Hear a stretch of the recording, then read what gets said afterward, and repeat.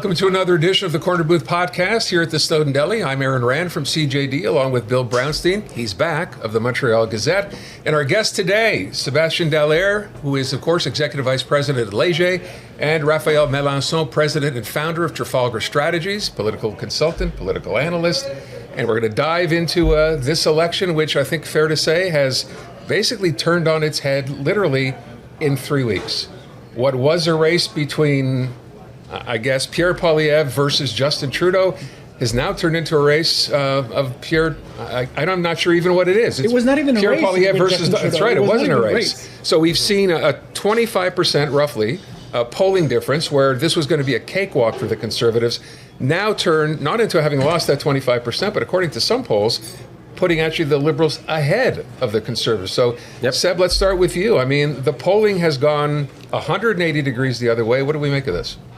Well, you give your head a good shake to start. It's been stunning to see. Obviously, the past couple of months are really where things got really crazy. But to go from a more than 20-point lead, where you're running away with the race, to suddenly being in second place, if you're Pierre Poilievre, that is stunning. And it's not so much what he has done; is the context has changed. Justin Trudeau left, was replaced with Mark Carney, who happens to be the right person at the right moment because of his credentials. We'll see how it plays out now in the field during a campaign. But it's just a set of circumstances completely flipped the script on everybody. And now the NDP is way back in third. They're barely mentioned in any coverage anymore. And the Bloc is also in a more difficult position in Quebec. And all this happened overnight.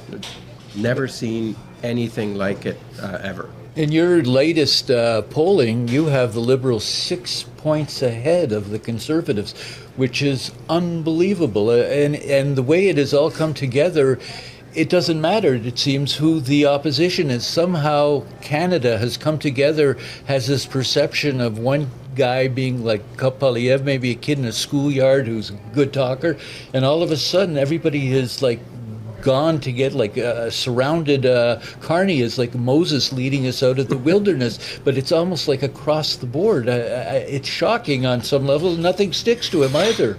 No, and the campaign, unfortunately for everybody except maybe Mark Carney, is being run from the United States in many ways. Like, again, when this week Donald Trump started talking again, or introduced new tariffs, is promising even bigger ones next week.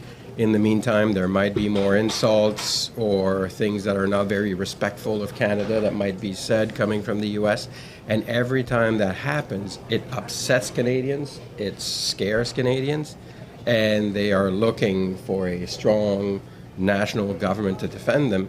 And because the Liberals were the incumbent, and now you don't have Justin Trudeau there anymore, who was quite unpopular with Canadians, the dynamic is just completely is a full 180 degrees compared to where we were just a few months ago, 3 months ago, or even 4 months ago. I think last time I was here and we were talking after we recorded, and one of you asked me, is there a chance that the Liberals could come back if there's a change in leadership? And I'm pretty sure I had said, well, it would be extremely surprising considering how much momentum the Conservatives have, how far ahead they are. Here we are today looking completely befuddled. So let me ask Raphael, with respect to historic precedents, we've never seen anything like this, have we? Or in Canadian political history, where a party has been so far ahead and then all of a sudden just crumbled? Unless we're talking about maybe the Orange Wave. I'm not sure if that's comparable. What do you think? Well, remember in 2015 also the Liberals were in third place. Not that far behind, but still Justin Trudeau was trolling behind the NDP, which was led by Thomas Mulcair at the time, and Stephen Harper. The race at the time, I was there. I was on the campaign with the Conservatives in 2015, and our main competitor at the time, at the beginning of the campaign, until the last 2-3 weeks of the campaign, was the NDP. It was not the Liberals. And then all of a sudden, Justin Trudeau picked up in the polls. So, but I agree with you that in our recent history, seeing a party that was condemned to defeat coming back all of a sudden, and I think there's many factors that explain that. But of course, there's the fact that Justin Trudeau is no longer there. Until 3 months ago, the ballot question was going to be a referendum on do we want to keep Justin Trudeau as Prime Minister or not. This is no longer a question. Then came Donald Trump with his tariffs and his threats against Canada. And I think that a lot of people still today see Pierre Poilievre maybe as being too close in terms of style and policies to the Americans, to the Republican Party and the MAGA movement. But also being young and inexperienced. He's never had a job, per se. The other guy's had a job. He's like Bank of England, here he's and there. A job, but at the same time, you have to know how government functions. And I mean, in terms of knowing how government functions, Pierre Poilievre has been a minister before. He's been in politics for more than 20 years. He certainly knows how politics works. So we're going to wait and see. But so far this week, it's the first week of the campaign, I think Poilievre has done a much better campaign than Carney so far. So we see the limits of, yes, being someone who's a very good candidate on paper, and then on the campaign trail being a totally different person. But overshadowed, whether it's a better campaign or not that he's running, overshadowed by the news that's in there every day coming out of the U.S. Yeah, and it's hard to make anything stick when what you're talking about is not what everybody else is talking about. Yeah, and yesterday I was asked if Trump's, the new round of tariffs coming, Trump's announcement changes the dynamic. And exactly like Raphaël said, the start of the campaign was definitely more difficult for Mark Carney. So far, the negative stories were coming out, like and he doesn't have the experience of a campaign, and it was showing a little bit early on. But Donald Trump changed the channel on all of this just overnight, and everybody has been talking about Donald Trump, and it allows Mark Carney to go back to the prime minister role when that happens. So that's a big advantage for him, and that makes it harder for Pierre Poilievre to try to gain traction. Also, because Canadians are in the kind of protective, defensive mood, attacking Mark Carney when he's trying to defend the country is harder to do because it doesn't look as good as attacking who was the very unpopular Justin Trudeau, which worked really well. So it's a very difficult situation for everybody in opposition, including for Pierre Poilievre. But it's also, Carney gives off he won't grovel. And I think what happened when Justin Trudeau went down to Mar-a-Lago and all the others, they were playing with him and they were so dismissive and so disrespectful. Carney has not given them an opportunity to do that. He hasn't gone. He's kept his distance. He hasn't said anything malicious about Trump per se. Others have. And he's just watched himself very, very carefully. So I think they're a little leery in Washington, too, because they don't know where this is going. I think they thought that they could play with us when it was Justin and his people down there. I don't think they feel that as much anymore. It may be what the perception, and well, we know from a perception perspective, right? That's a weird way of saying it, but when we look at Canadians' perceptions, who's better at defending Canada in the current context? Right now, Mark Carney has the advantage in polling on that question, which, when you consider that he doesn't have the experience, he wasn't in government, can be seen as surprising. But it's about the economics of it all as well. He's running on his credentials, and as Raphaël said, he's not known to people. People know of Mark Carney. They don't know Mark Carney yet. So he needs to do a better job at doing this. But again, whether he needs to do this and whether he needs to perform well depends a lot on whether there's a lot of craziness coming from Washington. Yeah, but to your point, that's interesting because even though Canadians, you're right, don't know him that well, because certainly not compared to Pierre Poilievre, I thought I saw a poll that actually shows when you ask Canadians which person they think would do a better job, it's always Mark Carney ahead of Pierre Poilievre. Well, sometimes being unknown to people is an advantage in politics because you're the fresh face, you're the new sensation of the month, the new flavor. So people don't know him much yet, and they are interested in discovering and finding out more about him. So it's also the fact that he's new in politics can also be seen as an advantage. But I think, yes, I agree with what Sébastien said, saying what Trump did yesterday with the auto tariffs has allowed Mark Carney to yet again put his hat as Prime Minister and show what he's capable of as Prime Minister, standing up for Canada. But let's not forget that also next week, on April 2nd, we might have general tariffs coming back. The threat is still there. So it's going to be probably a very different week for Mark Carney next week than it was this week. I want to go to something, and it made me think back to when Donald Trump got in the first time in polling. And the polling was showing that, of course, Hillary Clinton was going to win. That turned out not to be right. This most recent campaign showed Kamala Harris was going to win, and the polling again turned out to be wrong. When it was about Trump, what we found out later was a lot of people who were polled simply didn't want to admit they were going to vote for Donald Trump. Mm-hmm. And we found out that those same people who either said no, they weren't, or were not telling you, ended up voting for him. Is there a possibility, do you think, now? And I only bring this up because I think in the last two of the most recent appearances that Pierre Poilievre did, public appearances, he had big crowds. Right. A couple of thousand people in one place in Quebec City the other day.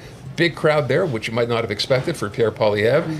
Is there a chance here that the polling is not really reflecting what people think the way it did not in the U.S.?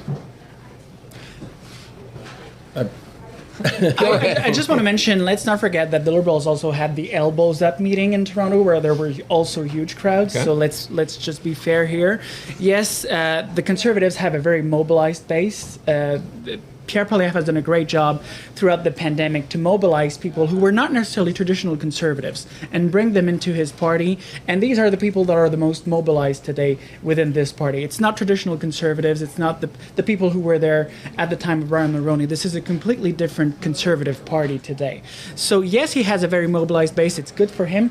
But they are concentrated in particular areas where it does not necessarily pay off all across the country from coast to coast, you know, for the Conservatives. So yes, he's very strong in Alberta. He's very strong in certain areas in Ontario. But outside of that, he needs to grow his base in order to get a majority. It comes down to Quebec on a lot of levels. Comes down to Quebec also. And he made an impassioned plea the other night in Quebec City saying he was going to defend Quebec on all sorts of issues. Yeah. He said that before. But will it make a difference? Is Quebec ready to join the rest of the country, or will Quebec go back to the Bloc?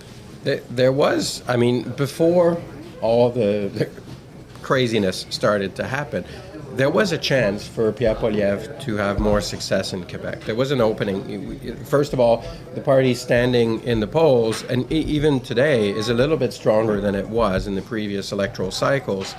And Pierre Poilievre's French is better than previous leaders. We saw it the past few days, spend some time in Quebec, campaigned well in Quebec, now released a Quebec platform. So clearly the Conservatives are seeing that Quebec matters in this election in a way that maybe they didn't think so 6 months ago. And this, in our polling numbers, what we would see is that the Conservatives did not need Quebec to win a majority government. Now you need to try to hurt the Liberals, at least in Quebec, because the Liberals are now in a position where they might steal some seats from the Bloc in the province. So holding on to the Conservative seats is not enough for the Conservatives. They need to really try to upset the apple cart, win some more seats in the province, and that's what we're seeing, a more aggressive campaigning. And they also know that even nationally, if we think public opinion, what sticks during a campaign is a narrative. You want a narrative to establish itself. If you keep hurting Mark Carney in French and you keep hurting Mark Carney in Quebec, it could start to percolate elsewhere in Canada. So that might be why there is so much effort in Quebec in French right now. It's not just about Quebec, but it's also about hurting Mark Carney's brand, which is very strong right now, trying to weaken him and show Canadians, not just French-speaking Canadians, that maybe he's not as strong or as good as he is. So that's probably what the strategy behind the strong Quebec push is right now. It's about wobbling Mark Carney and his leadership because they know he's weakest here. So as long as Trump sticks around and scares people here, the better it is for Mark Carney. Yes. Certainly. So if this continues, some people think that Trump actually wants the Liberals as opposed to Poilievre. He was insulted by some of the remarks that Poilievre made, which I find unusual. Well, he said himself last week in an interview on Fox News, he said he would rather have a Liberal to deal with than a Conservative. Do you really think he knows who Liberals are here versus who Liberals might consider generally? Yeah, I think he sees them, because of Justin Trudeau, he sees them as being weaker, so more easily easier negotiable. For him too, for him. Well, exactly, yeah. But I think if we go back to Quebec, I think, yes, the Conservatives can try and hurt Mark Carney's brand in Quebec, but I think if you look at what happened this week, Mark Carney can also hurt himself in Quebec, because 2 days in a row, Mark Carney showed his lack of knowledge of Quebec culture and Quebec history, especially when it came to Polytechnique, the Polytechnique tragedy. He showed, and I think it's all about first impressions. We mentioned earlier that people don't know Mark Carney yet. They get to know Mark Carney through this campaign. And so far, first impression for a lot of Quebecers, especially Francophones, is that Mark Carney doesn't know them much, because he refused a debate in French at TVA, in part because, let's face it, he's not fluent in French, so there's risk there for him going to debate at a second debate in French. And the mistakes he's made with Polytechnique, saying it was at Concordia, not Polytechnique, not knowing the name of his candidate, that, I think, has left a mark in the minds of a lot of Quebecers. Now, the election is still far away, so there's still time for him to turn things around. But this week was not good for Carney in Quebec particularly. You know, I brought this whole Nathalie Pronovost, Concordia, Polytechnique issue up, and for the most part, people were like, you know what? This is not news. Get over it. He misspoke. He apologized a day later, and don't want to bother with this. This is not something people care about in a federal election. Do you put much credence in that? Because you're making it seem like this might be a bigger deal than we think. I think it's an isolated incident. But it's the accumulation of little incidents like that in the end will confirm in the minds of a lot of people that this guy is not one of us. This guy is a guy from the elite in Toronto. He has nothing to do with Quebec. He doesn't understand Quebec, and I think he has to be very careful with that. But Poilievre is also not to be perceived as being one of us either. Well, I have to disagree with that. He grew up in a Franco-Albertan family. He's much more fluent in French. He is married to a Quebecois. I don't deny that, but the point being, he's not From a perception point. He's Right. not loved like a popular But his Quebec. narrative, if we go back to what Sébastien was saying about his narrative about Quebec is much closer to what Quebecers like to hear from politicians than Carney. Yes. Well, with all due respect, I mean, this press conference he held the other day basically gives Quebec carte blanche to do whatever they want, right? Autonomy, responsible federalism, whatever you want to call it, immigration, more control. Right. The part that surprised me was despite all that, despite offering so much, François Legault is still not ready to say, you should vote for Pierre Poilievre like he did last election, and saying you should vote for the Conservative leader then. May have learned from the last time as well that it hurt him in the province and it didn't work. And in the current circumstances, you don't want to be a premier on the wrong side of the newly elected prime minister, whomever it is, because you will need a prime minister on your side to defend various things. So we'll see if supply management gets attacked. We'll see if what happens with the aluminum industry and the tariffs. There are a lot of things specific to Quebec that François Legault will need to defend strongly, and he'll need an ally. It's useful to have a foe politically, but when you think about solving issues, you need to be able to work with the federal government, and if he appears to be on the wrong side of this, it's not going to be a good look for Quebec voters either. So I think François Legault is being pragmatic about it, trying to be careful. Whether he has a preference, we can think he probably does, but it's probably better for him to not be too aggressively showing his hand at this point in time. Maybe if Poilievre was still 20 points in advance, Legault would be more prone to support him publicly, because it would be to his advantage once Poilievre would be prime minister. Now he has to be careful because he needs to deal with whomever is going to be elected by Canadians. But let's not forget, I agree with Sébastien also. If we go back to the last election when Legault supported publicly Aaron O'Toole, it backlashed also within the party, because the CQ is a coalition of people that came from, yes, the Liberals, the ADQ, but also a lot of them came from the PQ. A lot of people who vote for the CQ today would be voting for the Bloc Québécois. So it's not unanimous within this party whom we should be voting for on the federal stage. The Corner Booth podcast is brought to you in part by the Snowdon Deli, serving Montrealers since 1946 and home of the city's best smoked meat sandwich, the Snowdon Deli, DeCarry Boulevard, north of Queen Mary Road. So what about the Bloc right now? I mean, we're like, where are they? They're like on an island unto themselves. We've seen in the past few days Yves-François Blanchet trying to do what I think is a clever pivot, where while the kind of overall position of the Bloc is not changing, the Bloc cannot position itself as the defender of Quebec in the Federation. And a party that wants to promote Quebec independence, because right now this is not what Quebec voters want to hear. They want to hear, what are we doing with Canada to try to to protect ourselves, to really brace for what's coming from the U.S. And so Ottawa is not the enemy for people right now. The enemy time being is Washington. Yeah, right now it could all change in a few months, but for right now the enemy is in Washington.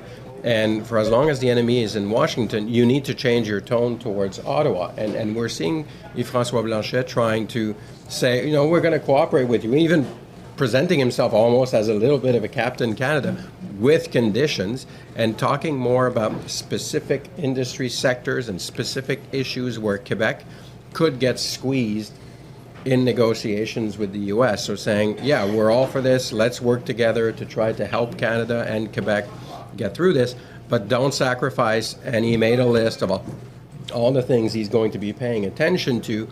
That we need to be careful, because Ontario and Alberta are going to try to make certain moves that will sacrifice Quebec at their expense.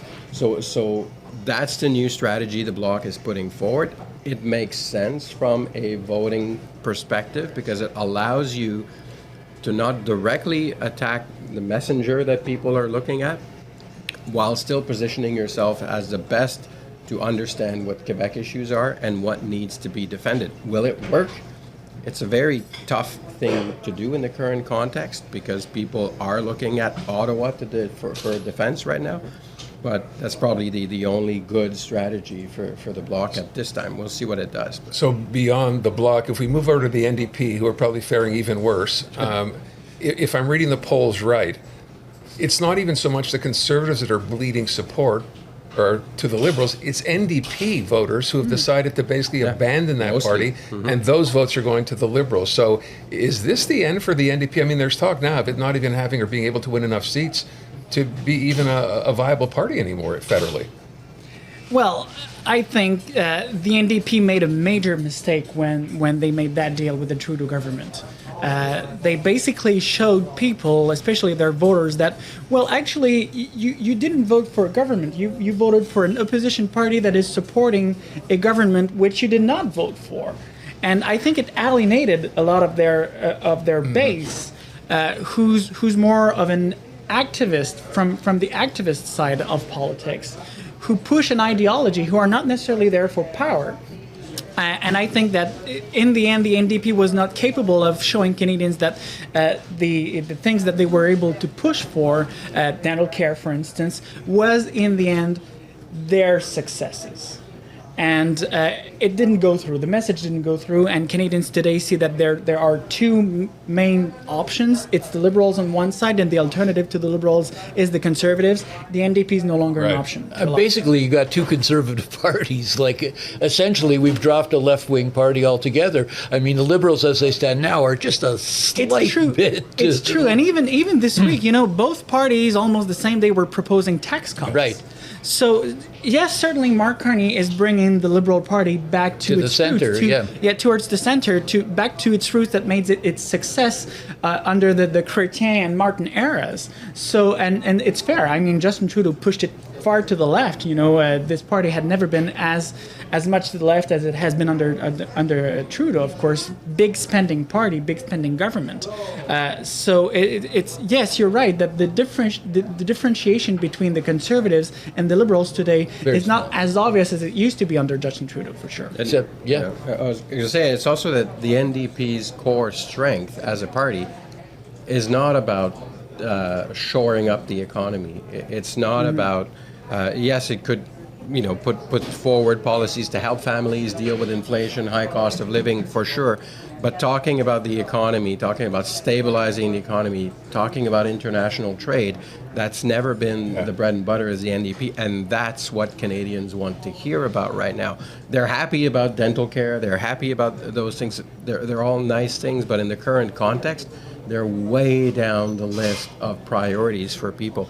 They want to know who will win to defend ourselves against Donald Trump. So that's the ballot question. The underlying question is who's best at helping us deal with the economic fallout and potentially the price increases and inflation.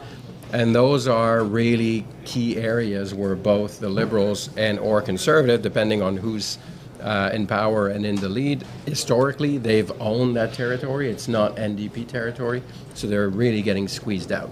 Shifting to Bill's question about the Liberals moving to the center, I did find it fascinating this week that the Conservatives came out that Pierre Poilievre, when talking about dental care, pharmacare, things he never said they would guarantee if they were elected, suddenly they're okay, they're not going to necessarily be eliminated. NDP, I don't know if he said they're going to keep them, but he certainly made it seem like, no, in the past where we've been, accused of when we get elected getting rid of these programs, no, that's not going to be the case anymore. It's like concession after concession to try to move a little more to the left than the Liberals are to the center.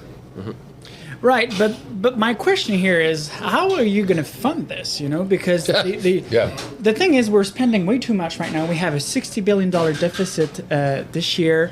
It's growing constantly year after year, and now Poilievre is proposing major tax cuts. So you're reducing the government's sources of income, and at the same time you're still maintaining major expenditures. So we're going to have to make choices as a society, not just as a government or a party, but we're going to have to make very hard decisions in the near future as Canadians, because we cannot keep spending like that. But didn't he go from saying we'll cut some of those programs, which will provide us money, to be able to provide tax cuts? And now suddenly those programs don't seem like they're going to be touched, because he knows Canadians would like to keep those programs in place. Well, Blanchet's line of the campaign was, how the hell are they going to do that? Like, he listens to both sides, and he's right. I want to get back to what I started with, which was the Conservative campaign. Sébastien, you used the word pivot before, and I'm starting to see people now on the Conservative side telling Pierre Poilievre, what you're doing is not necessarily working, it's not resonating, you need to pivot and find a different attack point. What is that attack point, do you think? It's a tough one, but because you can't keep talking about Trudeau in the past, because it's not, the context is different, the situation's not the same, and we can probably expect Carney in the next few weeks to say, why do you keep talking about Justin Trudeau? I'm not Justin Trudeau, he's not running. So yes, there needs to be a change in this. What is difficult is the strength of Pierre Poilievre is that he's really, really good at attacking, at destabilizing his opponents. And we saw it the first few days of the campaign, like Mark Carney was a bit destabilized by some of the attacks. How can you be able to do this in circumstances where Canadians want to see some unity? They want to see us working together at trying to do things. So if there's a pivot to be had, it's to find the sweet spot in showing that I'm the best at dealing with Donald Trump, and it's not just because I hate Mark Carney or I really dislike Mark Carney, because hating Mark Carney right now is not a popular stance. Right. Mark Carney is not disliked. He's very popular. So you need to chip away at Mark Carney's strength. You need to chip away as talk about the fact that, his credentials are good, but there are also a lot of things that you should look under the hood a little bit. So you need to do this, but you just attacking head on the way you used to doesn't seem to be working. So find a more subtle strategy, a different angle, but it's tough. It's tough. The context makes it very difficult for him.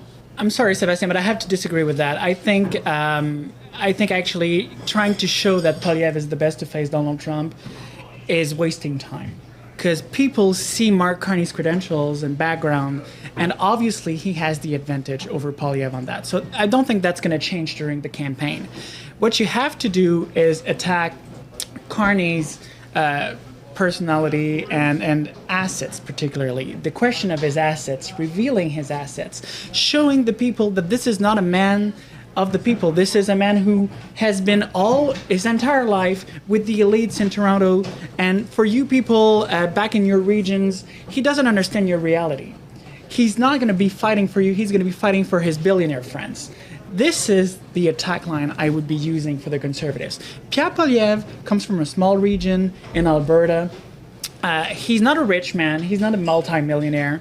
Yes, he's been in politics his entire life, but I think his narrative about himself should be, I'm a man who's closer to ordinary people, to ordinary Canadians, and I'm the one who's going to fight for you, not fight for the billionaires. Yes, but by the same token, I think Canadians want someone who they think can handle themselves, who's had a background in business, Exactly. who's going to assert themselves, not somebody who's just been in a background political way. But keep attacking him. Like right now, he refuses to reveal his assets. Keep attacking him on it. That's the nail you got to. Do you think Canadians really care though about Mark Carney's Nothing assets? sticky's like Teflon at this point. It's going to make it's a slippery slope for Mark Carney, and I think the lack of transparency on the long term, he's always on the defensive because he's being attacked over and over, week after week, about his assets. Will you reveal your assets? I think on the long term, it can cause some damage to his campaign. But as long as he's perceived as Captain Canada in a lot of circles, it's going to be very difficult.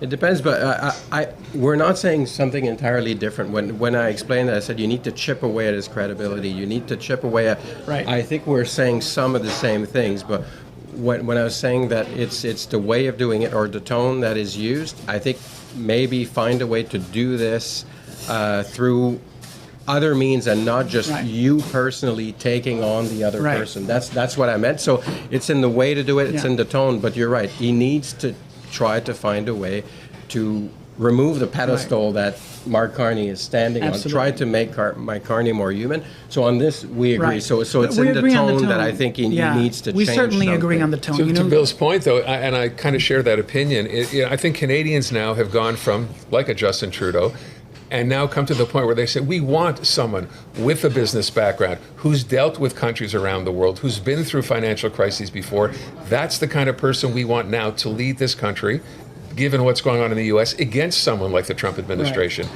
And it would seem to me all you'd have to do, if you're going to be challenging him on his assets and not divulging all this information, would be to say, look, yes, this is what I've done. I've made money.